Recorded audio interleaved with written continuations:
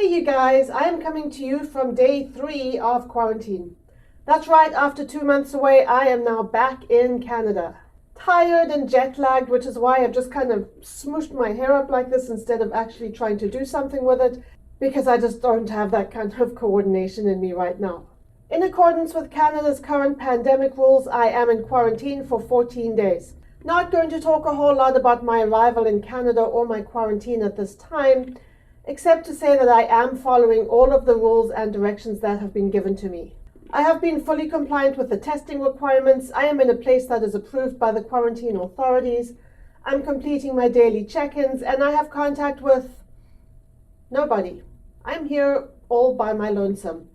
And I'm okay with that because even though my COVID tests thus far have come back negative, I recognize that travel is a risk, and I am very serious about my responsibility to keep the people in my family and my community safe. For those who don't know, here are Canada's current rules surrounding quarantine and travel. If you come into Canada by air, you have to have a COVID test prior to flying and another one on arrival. You are also required to go into a government-approved hotel for 3 days while awaiting your airport test results. And if you test negative, you can complete your remaining 11 days of quarantine in accordance with your own quarantine plan. So you can go home or to a motel, anywhere you like, as long as it meets the criteria of a safe quarantine place. These rules have come under a huge amount of criticism.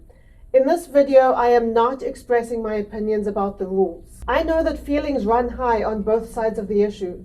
On one side, you have the people who are adamant that no one should be traveling, and anyone who chooses to travel also chooses these rules. On the other side, there is a lot of anger and stress among travelers who are trying to navigate these rules. This whole thing has become very emotional and very political. And I wanted to take a moment to appeal to people on both sides of this whole thing to be open-minded, considerate, non-judgmental, and not too highly reactive. For those who are saying that no one should be traveling, please understand that not everyone who travels is going on vacation. In fact, international travel right now is so difficult, not just for Canadians, but for people around the world, that at this point, most people who are traveling have good reasons for doing so. People are traveling to deal with the deaths of parents and other loved ones. People are traveling to take care of family members who need care.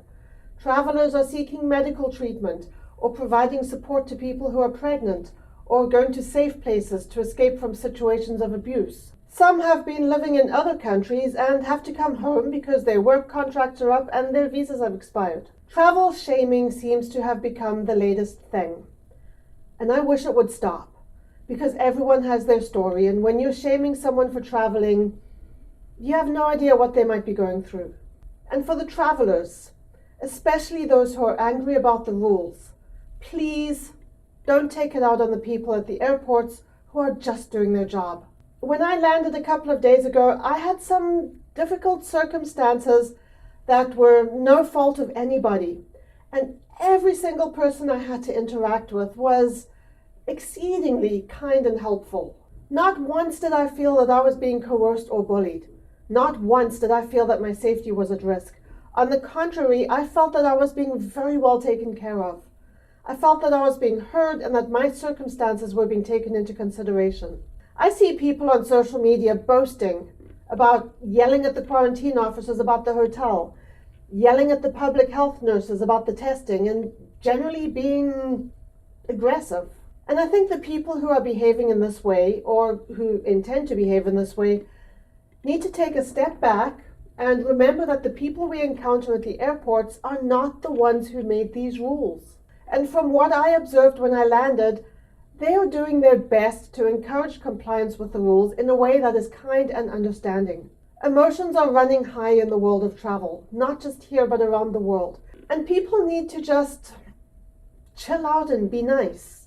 Whether you are a traveler or a critic of travelers, whether you are for or against the quarantine and testing rules, just be nice.